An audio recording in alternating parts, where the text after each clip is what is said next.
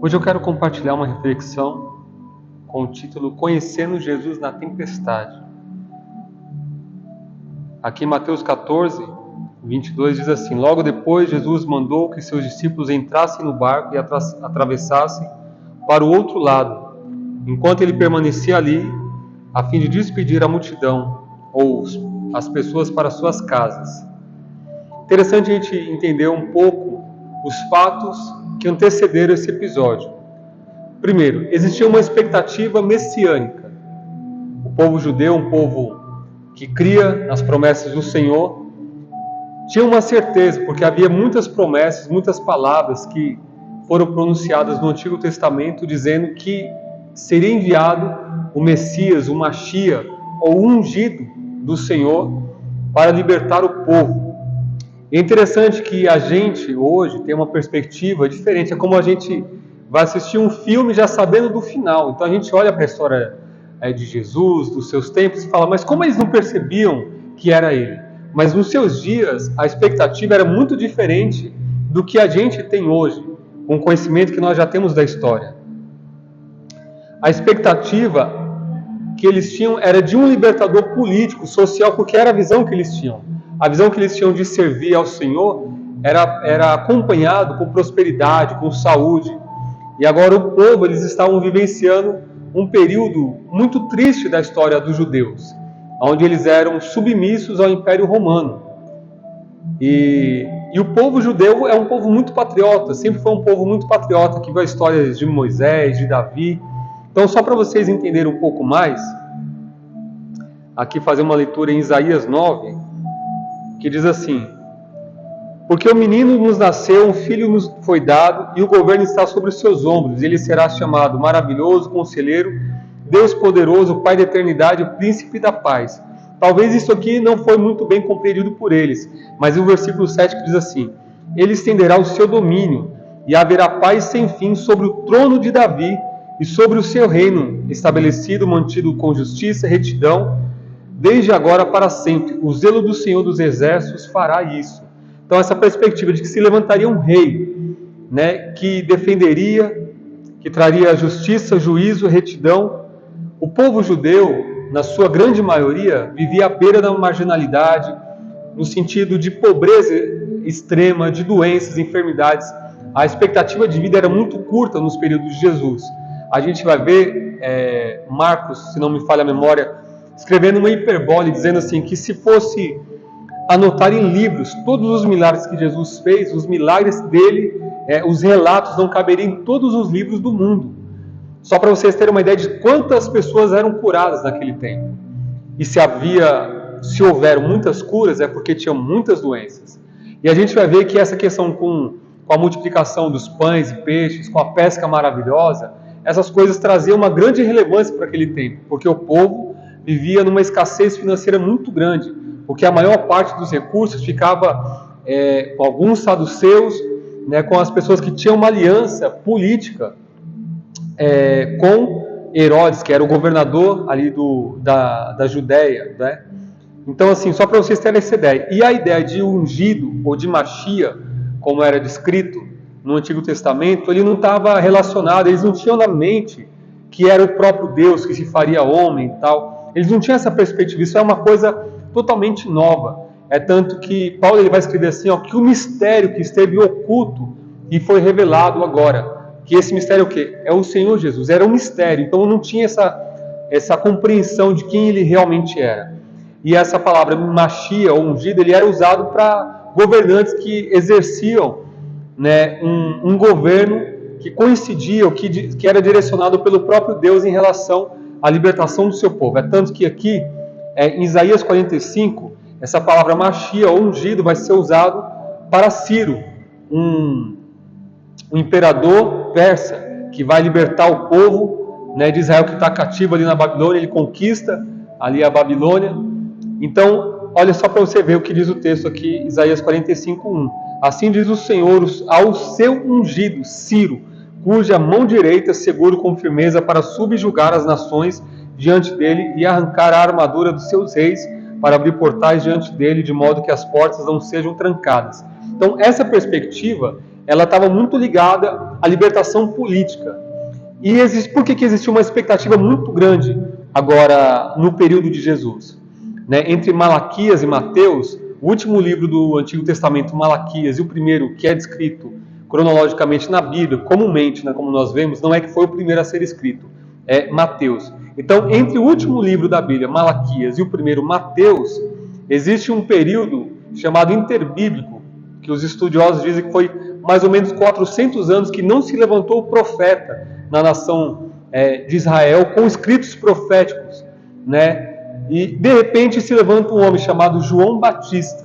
Ele começa a anunciar que é chegado o reino dos céus, proclamar o arrependimento, e ele é aquele que batiza o Senhor Jesus, e ele fala: é esse a qual nossos pais falaram, é esse o prometido enviado de Deus.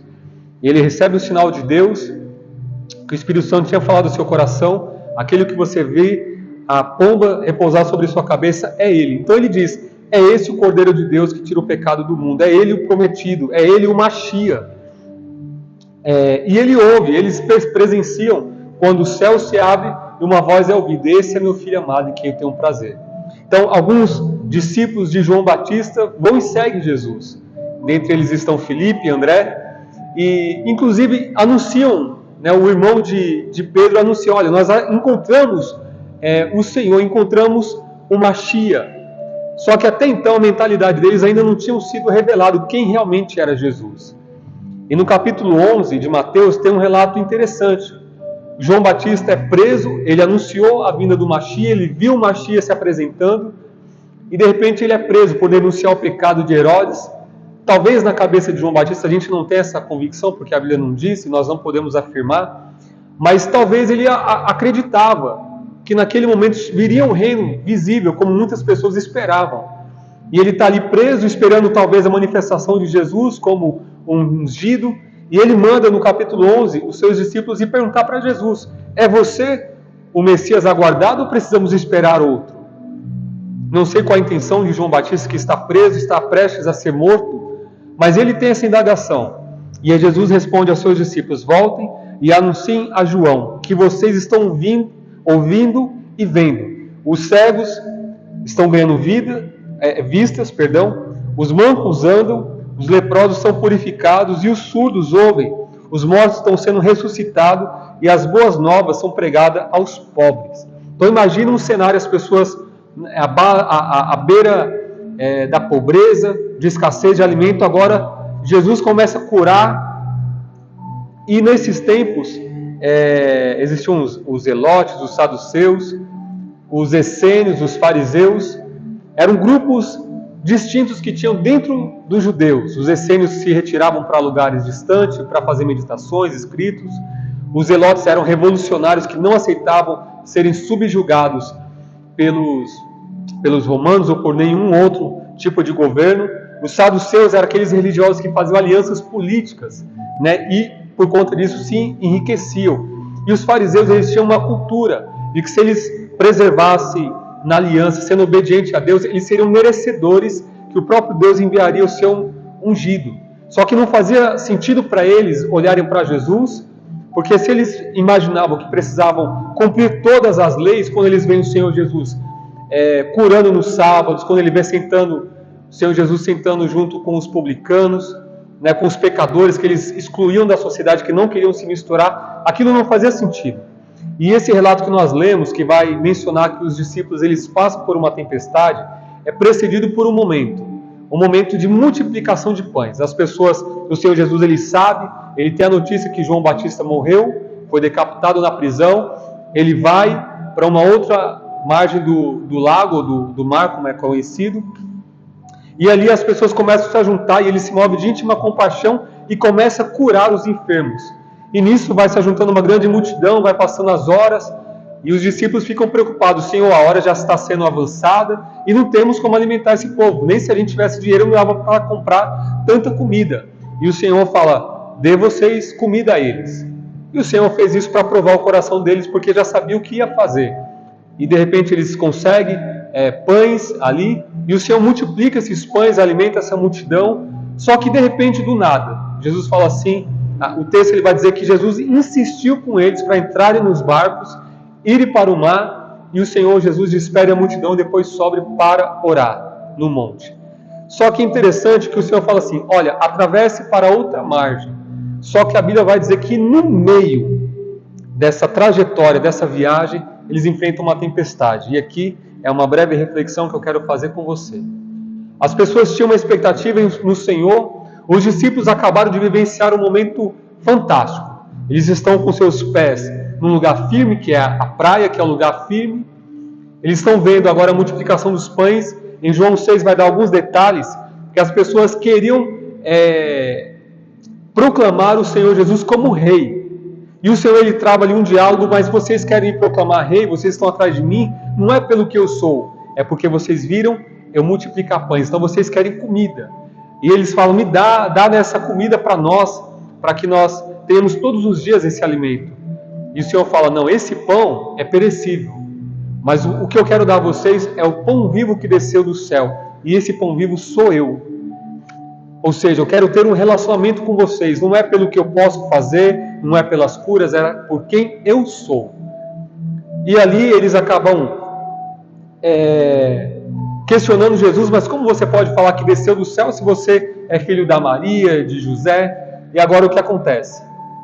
Os discípulos do Senhor, muitos deles vão embora, mas é interessante que um grupo deles não vão embora.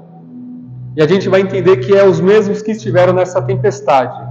E nessa tempestade, no meio da vontade de Deus, porque existem várias tempestades. Tem pessoas, aliás, todos nós vamos passar por tempestades. Na Bíblia tem pelo menos 2 tipos de tempestades. Tem aquela que nós vivenciamos pelas nossas desobediências, como por exemplo Jonas 1, vai narrar que Jonas recebeu uma palavra do Senhor para ir a Nínive, mas ele, contrário à vontade de Deus, ele compra uma passagem, embarca, e essa embarcação ela sofre uma tempestade e grandes percas.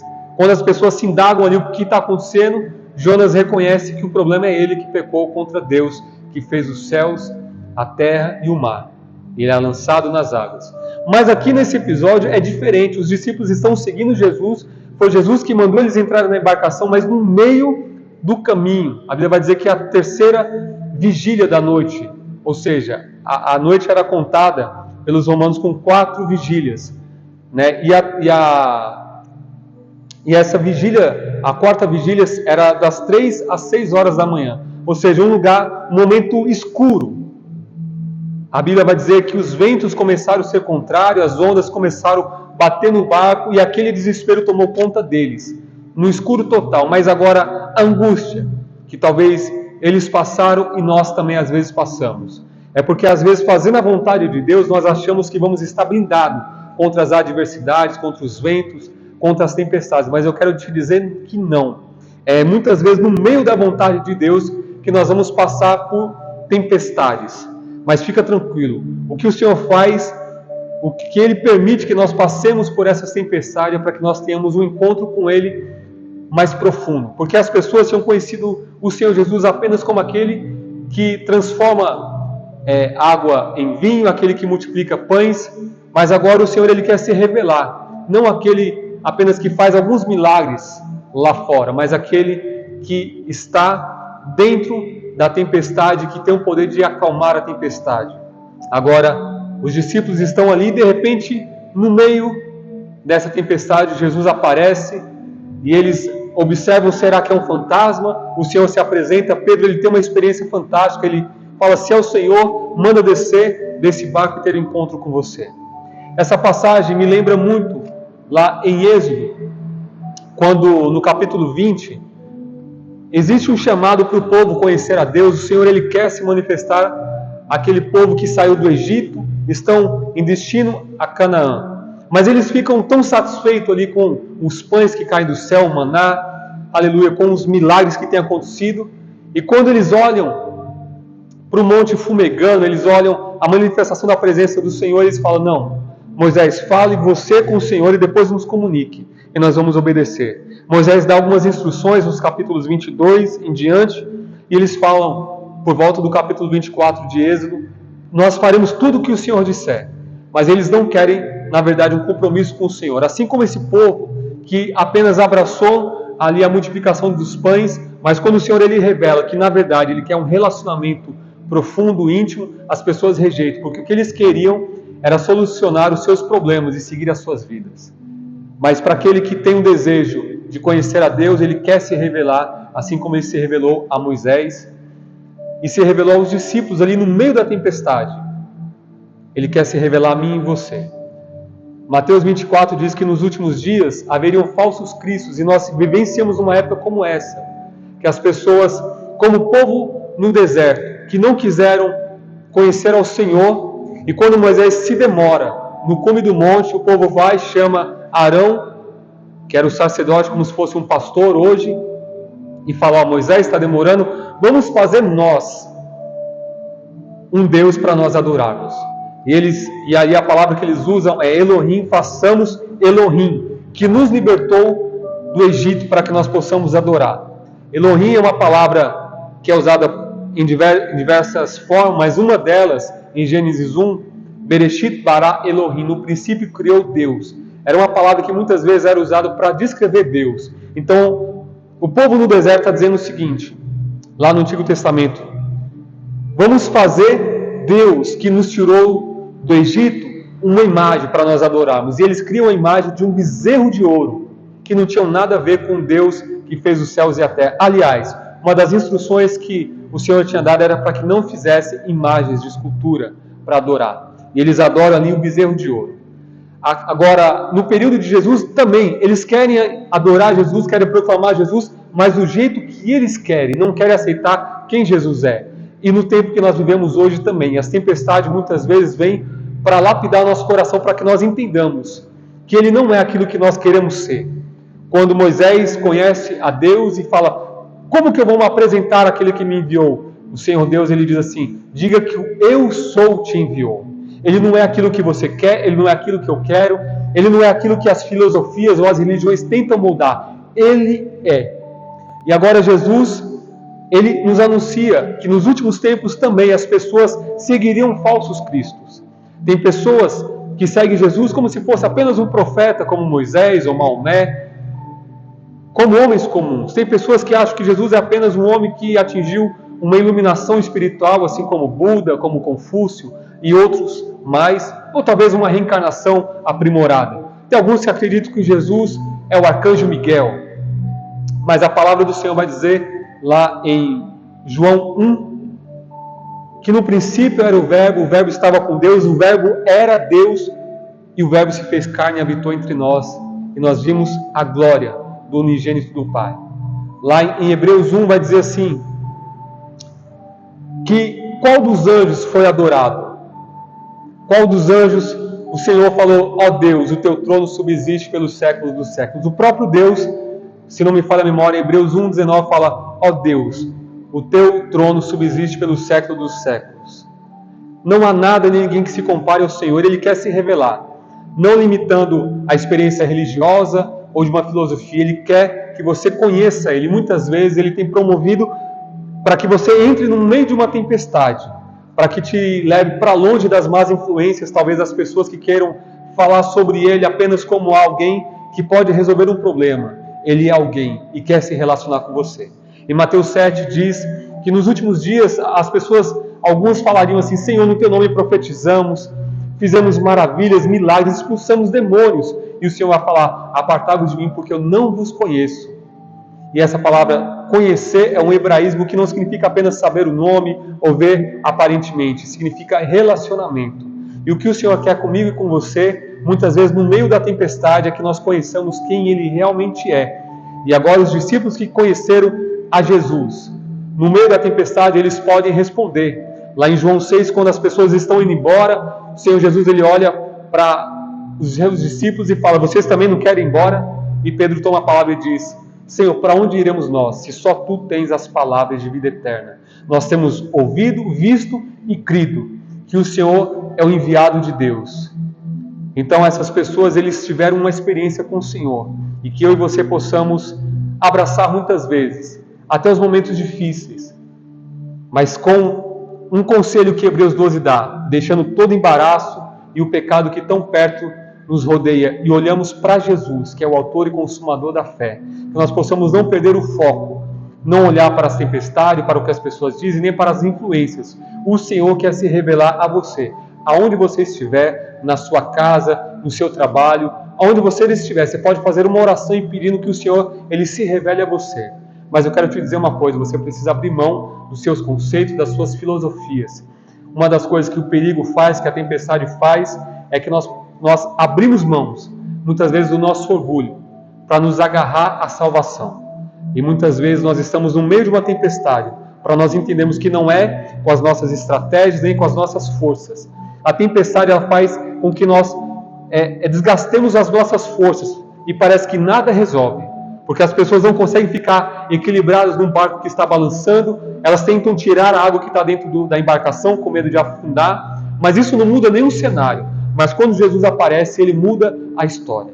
E o que o Senhor quer é que eu e você possamos acalmar o nosso coração e confiar, porque aquele que nos prometeu, ele é fiel para cumprir.